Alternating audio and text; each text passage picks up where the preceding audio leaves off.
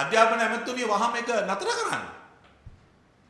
දෙමව්පියන්ගේ මුදල් එකතු කරනවා ඩිජිටල් බෝඩ් ගන්න.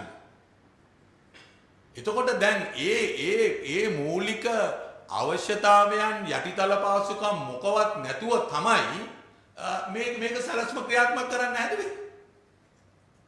ඇත්තටම මේ සැලැස්ම ක්‍රියාත්මක වුණා නම් එන අවුලක් ඇති වෙනවා පාසල් වල ළමයි අතර. තව මේ තිබිච්ච මේ විශාල අවුලකට අපි යන්න වෙනවා. මොකද කිසිම සූදානමක් නැතුවනේ මේක පටන් ගත්තේ. ඒ කියන්නේ යටිතල පාසුකම් ලබා දීලා නැහැ. අපි දන්නවා මෙතන ජනප්‍රිය පාසල් වලට එහෙම ප්‍රශ්නයක් නැහැ.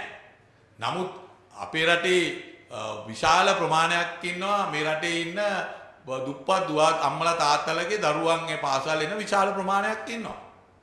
අපේ ඇඟිලි ගානට ගණන් කරන්න පුළුවන් ප්‍රමාණයක තමයි ජනප්‍රිය පාසල් තිබෙන්නේ. ඒතකොට මේ පාසල් වල ඉන්න දරුවෝ ඉතාම අමාරු තැනකට තල්ලු වෙන්න තිබුණා.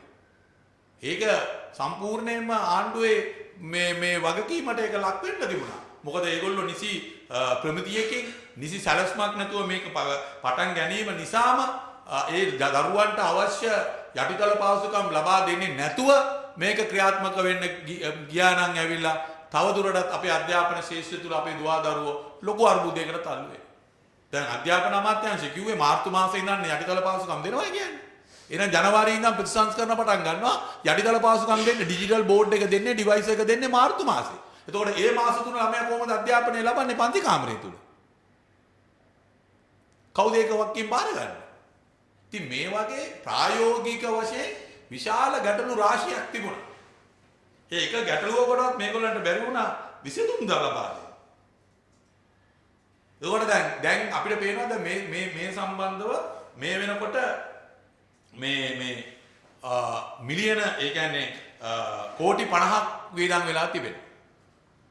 කෝටි 50ක් විතර මේ ක්‍රියාවලිය. මේ සමස්ත ක්‍රියාවලියටම කෝටි 50ක් වේදන් වෙලා තිබෙනවා. දැන් ඒ කෝටි 50 වගකීම කවුද බාරගන්නේ? දැන් අර පොත් ටික මේ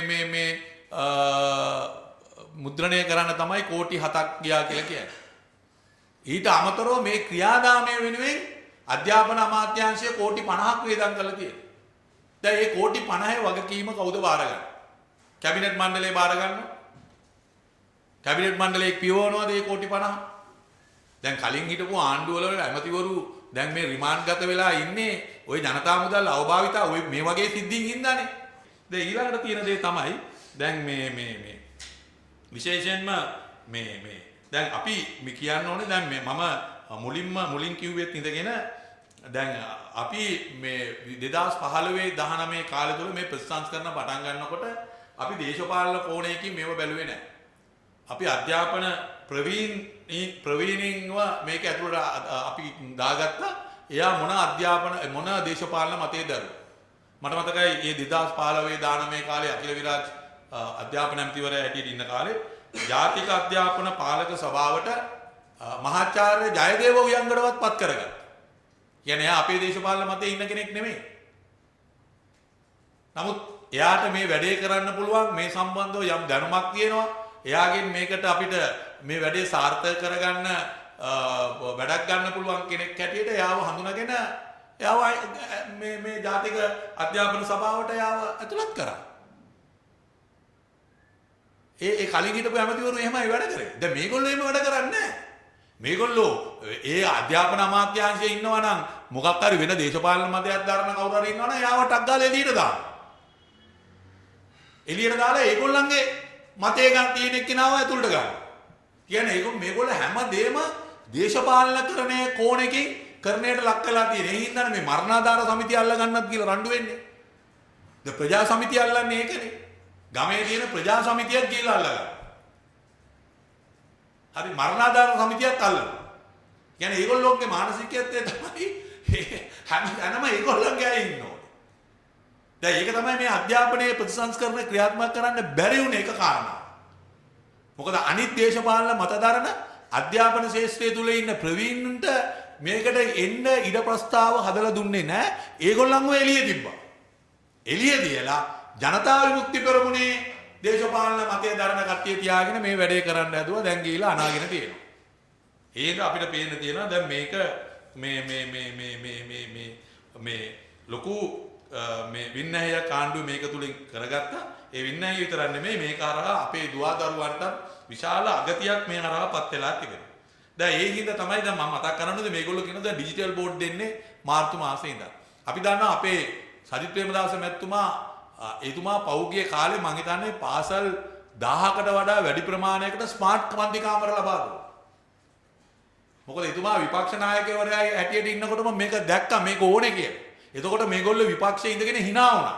මේ අනුර කුමාර මහත්තයා ඇතුළු ඒගොල්ලන්ගේ නඩය මේ ඩිජිටල් ස්මාර්ට් පන්ති කාමර සජිත් ප්‍රේමදාස මැතිතුමා ලබා දෙනකොට මගේ ආසනේ පාසල් 7කට ලබා දුන්නා ස්මාර්ට් පන්ති කාමර.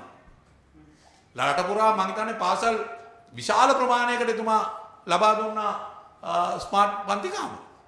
කියන්නේ අපි දැන් මේ අවුරුදු 2කට 3කට කලින් කරපු මේ වැඩසටහන. මොකද එතුමා විපක්ෂයේ ඉන්නකොට මේක දැක්කා. අනාගතයේ මේක අවශ්‍ය වෙනවා කියලා. ඒතකොට ඒක අපි කරනකොට මෙතුමන්ලා hina වුණා ඒක.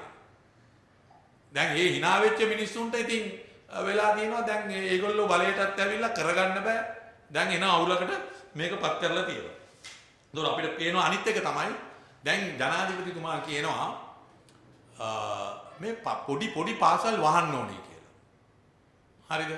දැන් අපි දන්නවා අපේ රටේ මේ ජනප්‍රිය පාසල් ගත්තම ඒ පාසල් වල සමහර පාසල් තියෙනවා ළමයි ඉන්නවා 10000. කියන්නේ විශ්වවිද්‍යාලයකටත් වැඩිය ඉස්කෝලේ ළමයි. දැන් ලංකාවේ තියෙන ප්‍රධාන ජනප්‍රිය පාසල් මේ කොළඹ තියෙන ගත්තොත් එක පාසලක් තියෙනවා ළමයි 10000ක් ඉන්නවා. එක පාසලක් ඉන්නවා ළමයි 9000ක් ඉන්නවා. තව පාසලක් ඉන්නවා ළමයි 8000ක් ඉන්නවා. ඒ කියන්නේ පැරලල් පන්ති තියෙනවා 15ක්. එක පැරලල් පන්ති කියන්නේ අපි ගත්තොත් පළවෙනි ශ්‍රේණිය ගත්තොත් පළවෙනි ශ්‍රේණියේ පන්ති 15ක් තියෙනවා. හරිද? ඒ පෞගිය කාලේ යම් දේශපාලඥයන්ගේ වුමනාවට මේ Tamanගේ පාක්ෂිකයන්ගේ ළමයි දාගන්න හිතවතුන්ගේ ළමයි දාගන්න පන්ති කාමර වැඩි කරා. හරි? ඒ හින්දාම තමයි 2000 විශේෂයෙන්ම 2012 ශ්‍රේෂ්ඨාධිකරණයේ නඩු තීන්දුවක් තියෙනවා. ඒ නඩු තීන්දුවක් දුන්න 2012 දී මේ පන්තිවල ළමයි ප්‍රමාණය කලින් තිබුණා 45ක්. පළවෙනි ශ්‍රේණියේ ළමයි හිටියා සමහර පන්තිවල ළමයි 50ක්.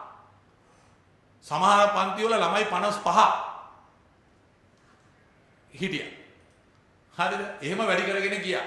ඒ වැඩි කරගෙන යාම තුල තමයි මේ ජනප්‍රිය පාසල් වල ඉතාම අසීමිත ලෙස ළමයි වැඩි වෙලා තියෙන්නේ. දැන් මේක අඩු කරන්න